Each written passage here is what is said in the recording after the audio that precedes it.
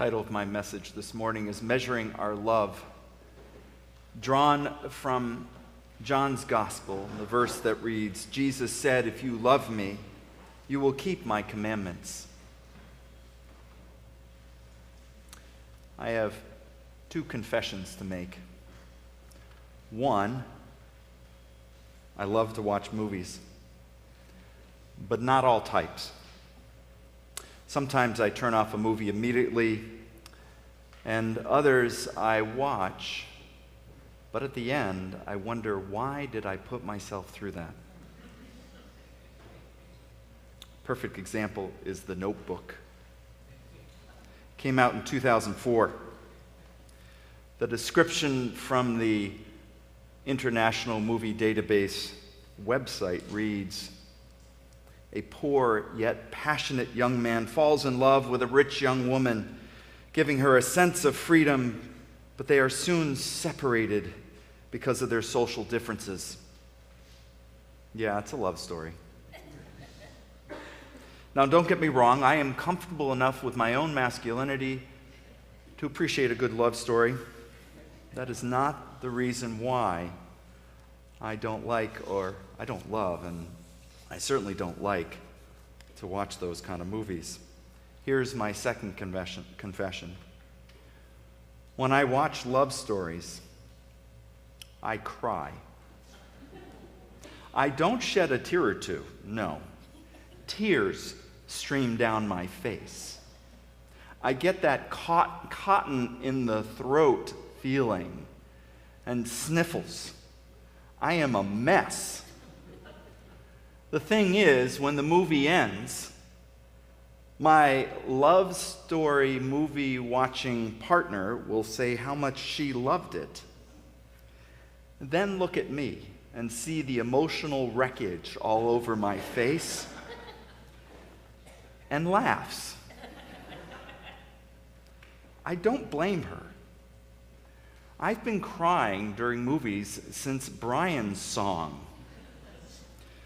Or perhaps it was the Lassie reruns on television.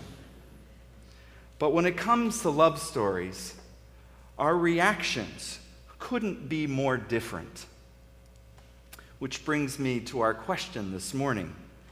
Why is it so difficult to measure our love that we have as individuals and as a community?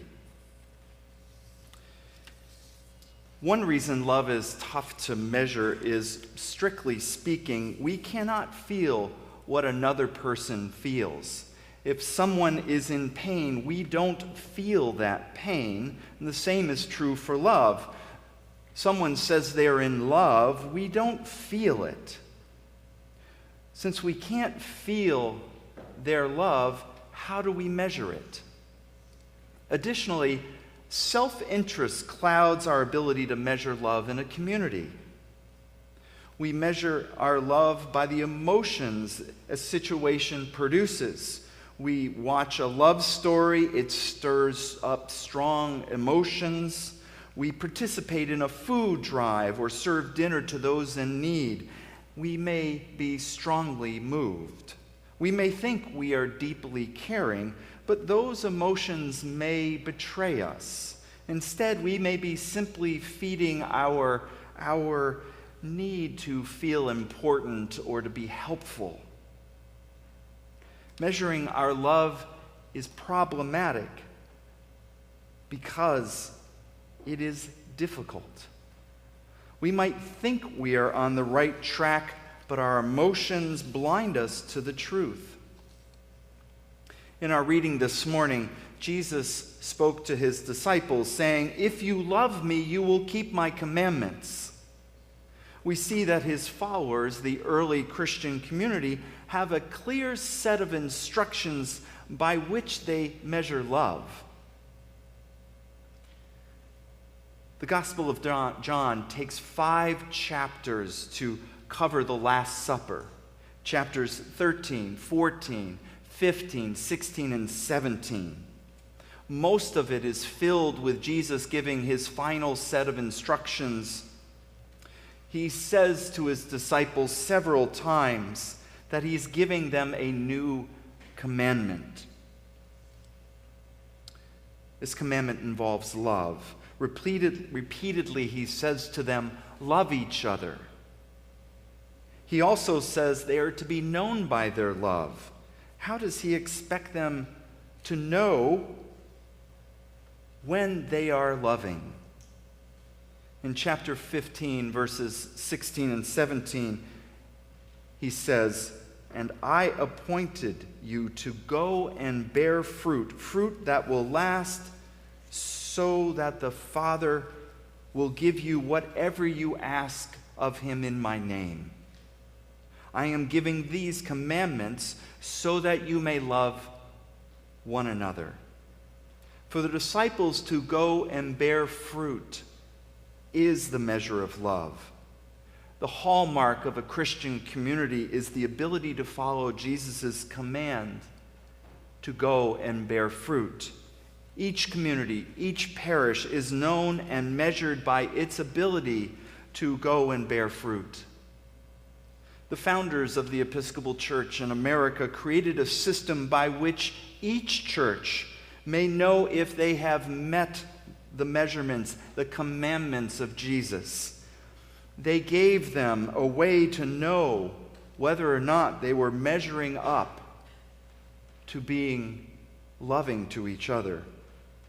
While it seems boring and tedious, the annual meetings, the diocesan convention and the general convention give us the ability to measure our love. The main purpose of the annual meeting is to measure how we are doing, to measure the degree by which we bear fruit, to measure our love for Christ and each other and God. The senior warden will give her report, the treasurer will give his report, and you will elect vestry members. Each steps show the fruit. Also, with the addition of the annual report, you will be able to measure the fruits of the parish in a new way. In it, each committee gives a statement of their work and the ways they are meeting Jesus' commandments. It is a snapshot in time. It is a way for us to see what we are doing. It is a resource by which you can get more involved and find out all the ways that the church is working. But centrally, it is the way we check in with each other, with God, measuring our love for each other, those in need, and God. Christ's church is at a historic moment. The annual meeting is one way to mark it, and the annual report is your way to claim your measures of love.